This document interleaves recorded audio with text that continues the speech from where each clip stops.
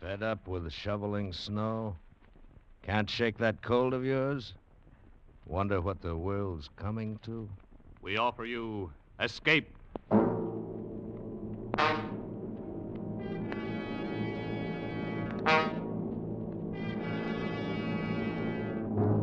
You are alone in a remote village on the Welsh border, surrounded by silent townspeople who are watching and waiting for you to decide to lose your soul.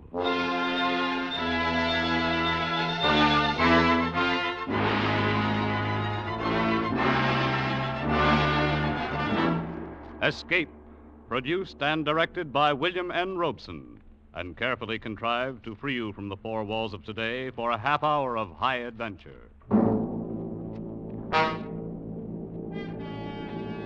Tonight we escape to a remote section of Wales and a strange village between two worlds, as Algernon Blackwood described it in his eerie story, Ancient Sorceries.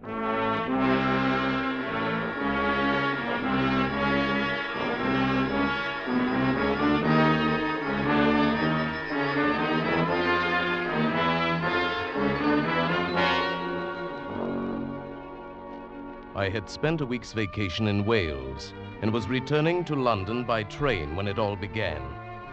It was late afternoon. We'd left the Welsh mountains and crossed the border into western England, passing through a countryside which appeared singularly empty, deserted of life. Over the soft hills and the valleys between hung a faintly perceptible haze, given to the whole landscape a feeling of enchantment and unreality. The train at length slowed down to a stop at a tiny wayside station. As it did so, a sudden thought occurred to me. Why not leave the crowded train with its irritating noises and spend the night in this peaceful spot, then take a slower and emptier train in the morning? On the impulse, I rose from my seat, and the man sitting opposite to me said, Why, say, sir, we only stop here for a minute or two. If you're thinking of walking about a bit. No, as a matter of fact, I'm getting off here. I thought you were going to London. I'll go on in the morning. I'm going to stay here for the night. I strongly advise you not to. I beg your pardon? This is the village of Malton. Malton? I've never heard of it. Few people have, outside. But if you place any value on your soul, you'll not spend the night here. My dear sir, what are you talking about? Why not? Because of the sleep. And because of the cats. That's all I can tell you. You're insane. I'll take my bag if you don't mind. You're making a terrible mistake. You may not even have the chance to regret it. Don't leave this train. I know what I'm talking about. Oh, what utter nonsense. Don't. Don't, I tell you. Goodbye. I stood there on the embankment as the train pulled away. What in the world was the matter with the man anyway? Cats, sleep. His words made no sense. I picked up my bag and started walking up the long hill toward the village. And suddenly, for no reason at all, I shivered.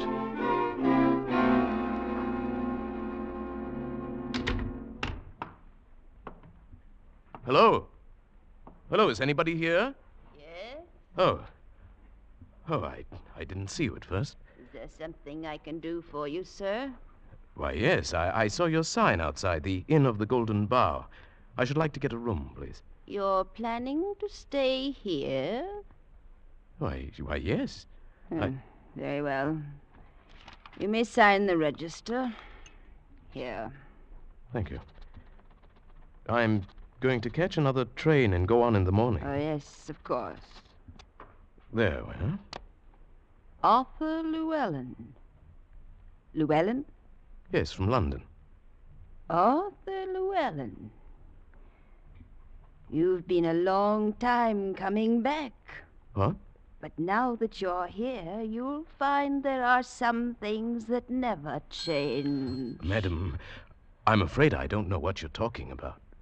You rang, madam? Where did you come from? Dundreary, the gentleman would like a room for the night. His name is Arthur Llewellyn.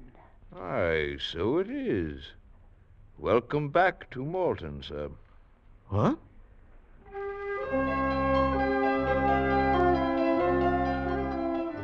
Why, I knew I'd never been here before. What was it all about? First the man on the train, and now these people.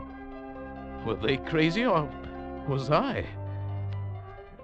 I left the inn and walked along narrow cobbled streets, beneath quaint gables leaning out from the silent, shuttered houses, through dappled pools of light and shadow. It gradually dawned upon me that the village of Malton was centuries old, older than any town in England ought to be. And the people I passed now and then were dressed in the fashion of another day. They paid no attention to me. They went silently about their own business. Yes, that was it. That's what I'd been noticing. Silently.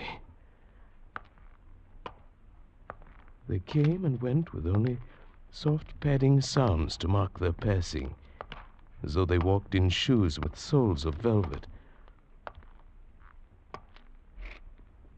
When I stopped, there was no sound. The silence was unbroken. I hurried on through the streets and came at last to the far side of the village, to a place where the hill broke away sharply from a low, flat wall of stone, perhaps a rampart once. I sat down upon it, and the dreamy, lazy somnolence of the place stole over me. Presently, I don't know how much later, I became aware of the sound of weird music rising out of the vale below me. I looked down from the rampart. The sunken plain at the bottom melted away into a sea of gathering shadow, blurred in a swirl of thickening mist.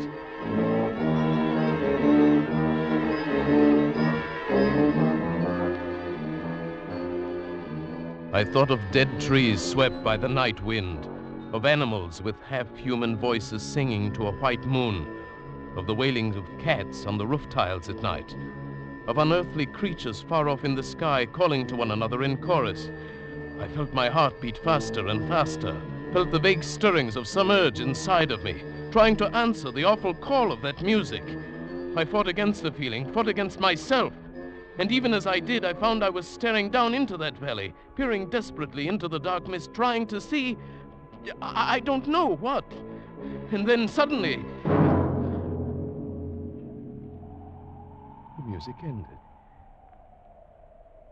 I stood on the rampart alone, dusk fallen around me, and the early night wind moaned with a chill breath. Quick terror rose up in me. I turned and ran through the darkened streets, ran with my heart pounding, dodging its shadows, through one dim alley after another, and arrived at last panting and almost breathless at the door of the Golden Bower. You've been a long time returning, Mr. Llewellyn. It's past 7. Oh, yes.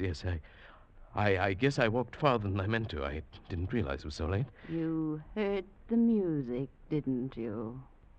Yes. Strangest music I've ever heard. How did you know? Who plays it, anyway? Then you didn't remember it? No. Why should I? The thing was becoming irritating, this quiet insistence that I was someone else. I went in to my lonely dinner and ate as quickly as possible. Then, taking the candle Dundreary gave me, I crossed the lobby, climbed the stairs behind the desk, and walked past silent doors down the long empty hall that led to my room at the end. I was halfway to my door when suddenly the flame of my candle went out. I stood stock still in the pitch blackness, fumbling for a match. At that moment I knew that someone, or something, was there with me in the darkness. I held my breath and listened. There was no sound, no movement. I reached out and felt the wall and moved along it, feeling my way in the inky blackness. It was then I touched it. Near my face, another soft, warm, yielding, and alive. Who? What is it? It is I, Ilsa. And who? Ilsa. Don't you remember me, Arthur? No. No. But wouldn't you like to remember me? Don't you want to see me again? To look at me? No? I don't know. But not tonight, Arthur. Perhaps tomorrow. Tomorrow.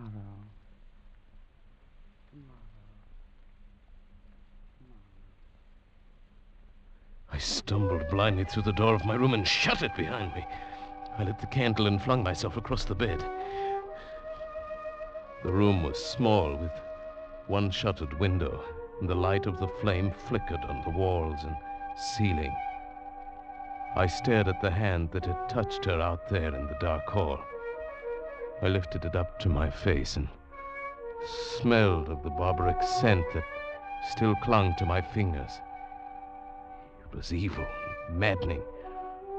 The candle sputtered and burned, and the melted minutes dripped away. Who was I? Who were these people? Who was Ilsa? I fell asleep finally, and dreamed of soft-moving creatures and the silence of life in a dim, muffled world devoid of all feeling but ecstasy. And I dreamed, too, of cats.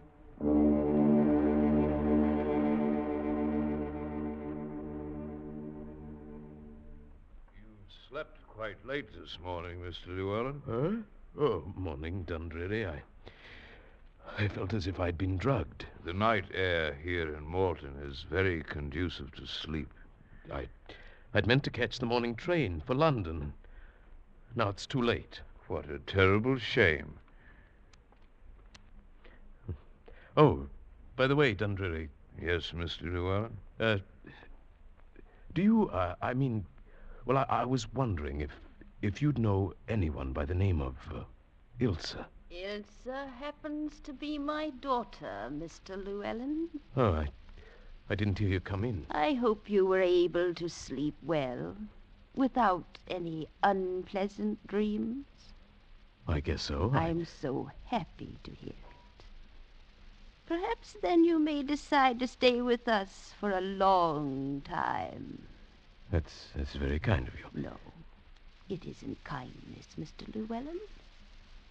But all of us are hoping that you may decide soon. Decide? Decide what?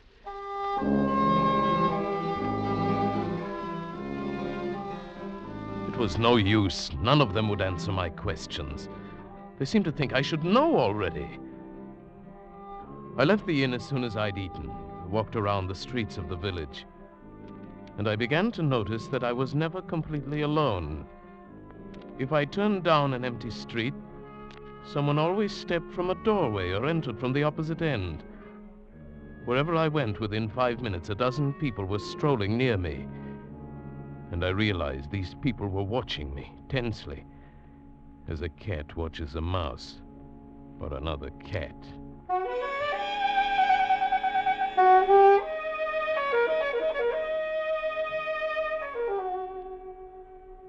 It's quite fortunate you came back early, Mr. Llewellyn.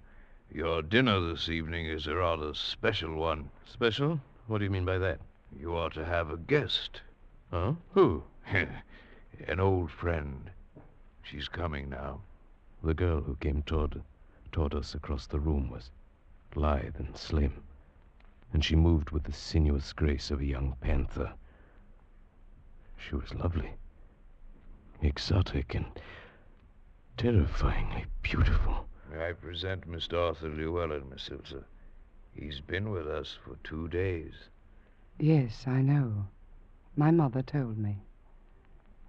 May I sit down, Mr. Llewellyn? Hmm? Oh, yes, please do. Here, permit me. Thank you. You may sit, Andre. Thank you, Miss Ilsa. Then you're Ilsa. Yes. Don't you remember me, Arthur? From last night. It was you last night, wasn't it? Yes. And other nights? Can't you remember all the other nights? No. Then we shall have to try that much harder. It's been such a very long time. Please, Ilse, what is it all of you talk about? I don't understand any of it. You will, Arthur. Unless you leave, of course. Weren't you planning to take a train to London in the morning? Yes. No. No, I've changed my mind. I'm glad you did. We'll try to make you happy here, my mother and I. And then perhaps you'll stay a long, long time. No. I must leave for sure in a day or two. Suppose we wait and see. And meanwhile, if there's anything you want, all you have to do is ask me. All right. Why don't you tell me about... Yes, Arthur? About what? No. No, I don't want to know. I don't want you to tell me. Suddenly I realized I was afraid to know. Afraid. I should leave now, but I couldn't leave. It was Ilse. She attracted, repelled, fascinated, and horrified me, all in single flashes of blasting emotion. I felt the presence of a great gray curtain ready to roll back at any moment and leave me on the brink of an awful adventure. I knew the village held its breath, watched and waited, and then on the evening of the 5th day, the whole ghastly secret exploded into hideous life. After dinner, Ilse had asked me to walk with her. It was the first time I'd been outside the inn after dark. We walked through the village in the moonlight, saying little, and came finally to the stone rampart above the sunken plain. We were quite alone.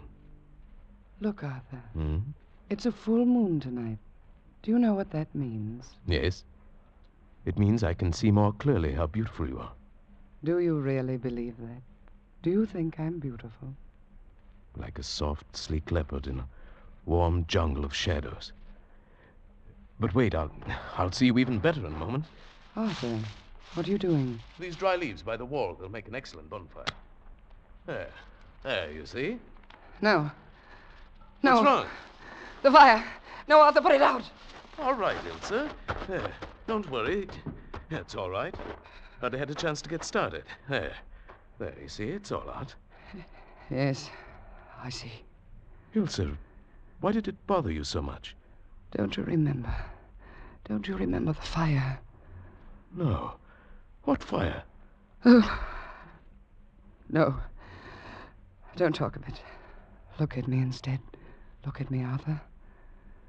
Yes, Ilse. Arthur, do you love me? Yes. Yes, Ilse, I love you. I love you and I want you. I'm glad. That means you'll come back to us then. I don't know what you mean, Ilse. You can know everything. Tonight, if you want to. Yes, I do. You must know a part of it already. Down inside. You must remember some of it, don't you? Yes. It's like something buried for centuries inside of me, and now it's beginning to come alive. Let it come alive. Don't fight against it. You belonged to us once, long ago, and you still belong. Yes. I seem to know that. That's why you came back. You heard them calling. You heard me calling. And you came seeking the old life again. Yes. But Ilse, I'm afraid. Are you afraid of me? Look at me. Ilse. Kiss me.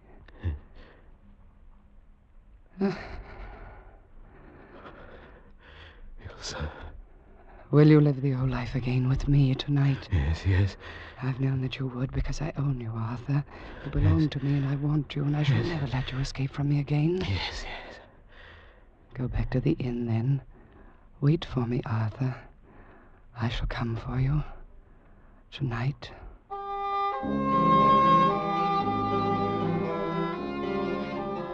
Back at the inn, I paced the floor of my room, a tense, uncontrollable excitement driving me along in a nervous frenzy.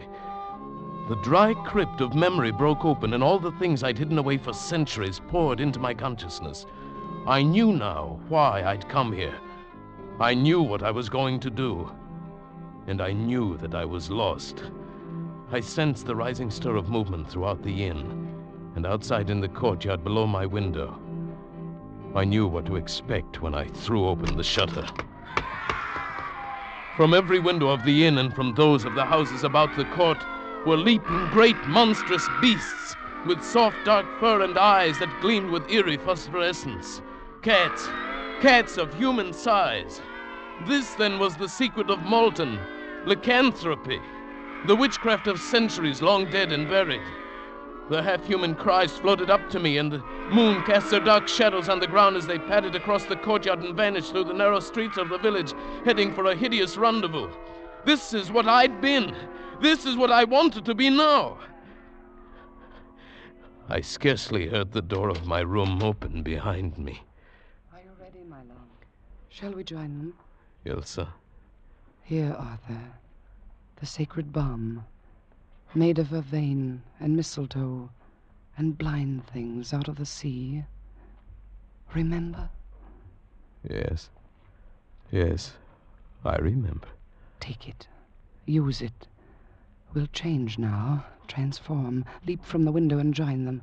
Lead us again, Arthur. Yes, but not here, Ilsa, not yet. Wait until we get there. Then we'll change. If you wish. Come then, Arthur, to the stone wall above the grove. That's where we'll change, on the stone rampart.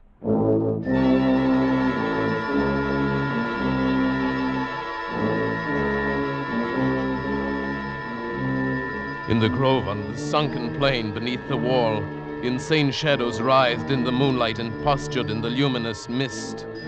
1,000 of the Devil's Own were dancing in the unearthly music born from the harmony of the black sacrifice, crying out in delirious abandon, calling to the thing that now lived inside of me, and struggled, screaming in my skull, trying to answer them back. I fought against them, fought against Ilsa, pleading and clinging with her soft arms about my neck.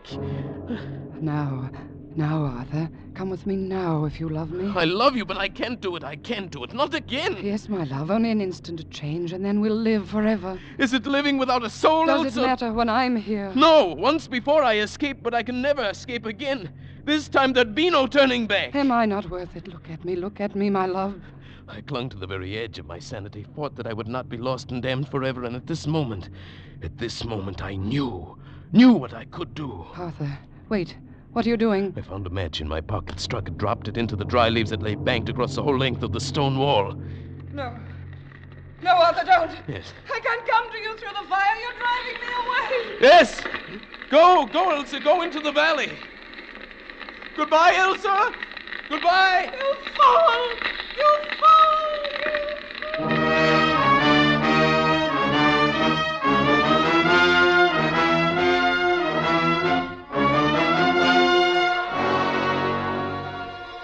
I turned from the wall of flame that for a few minutes would shut me off from the valley, ran through the moonlight streets, not back toward the inn of the Golden Bower, but down the long road that led away from that cursed village of Malton.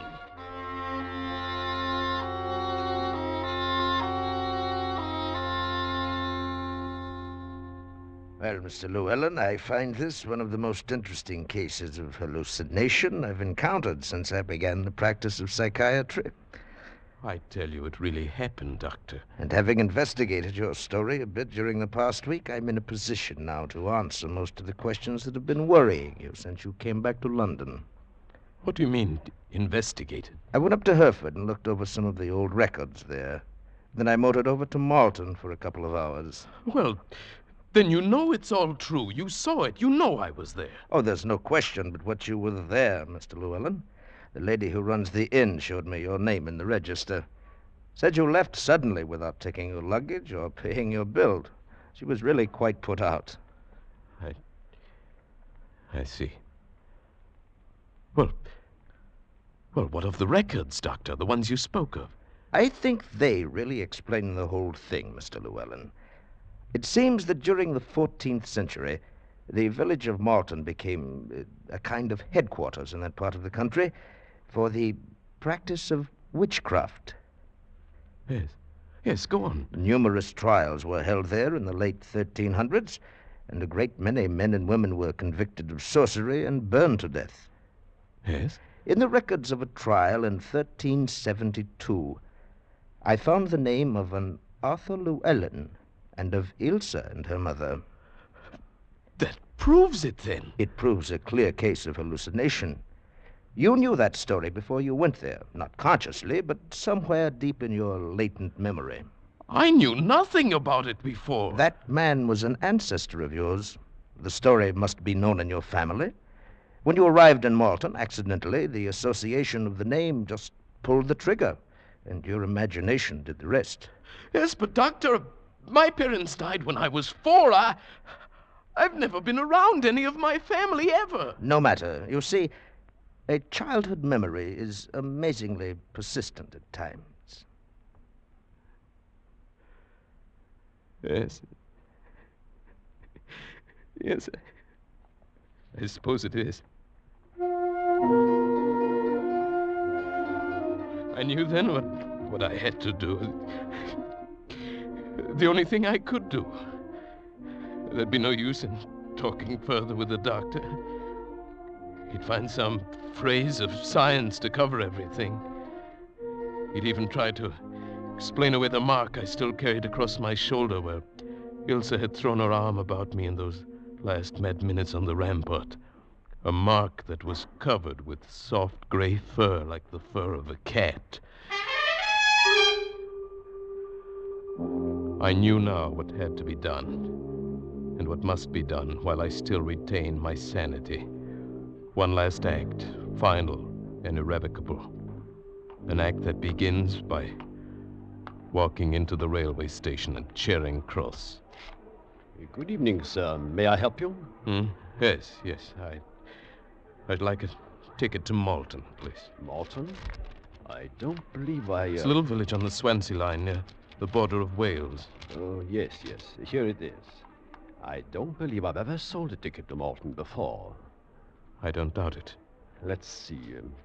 4 and 6, single fare, first class. Did you wish a return trip, sir, or one way? What did you say? Oh, I'm sorry. Make it one way.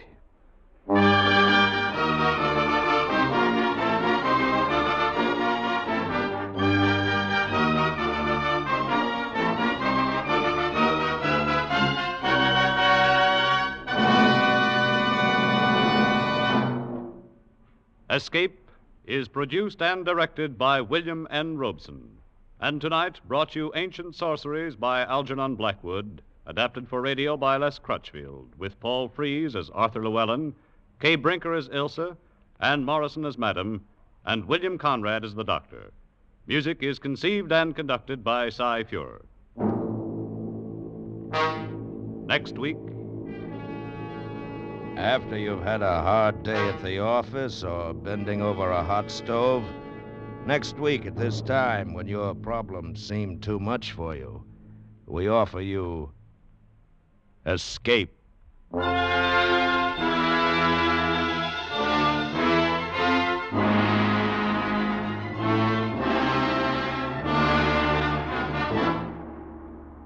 Next week, we bring you another exciting story of high adventure.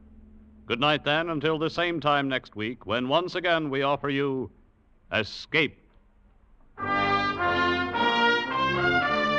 This is CBS, the Columbia Broadcasting System.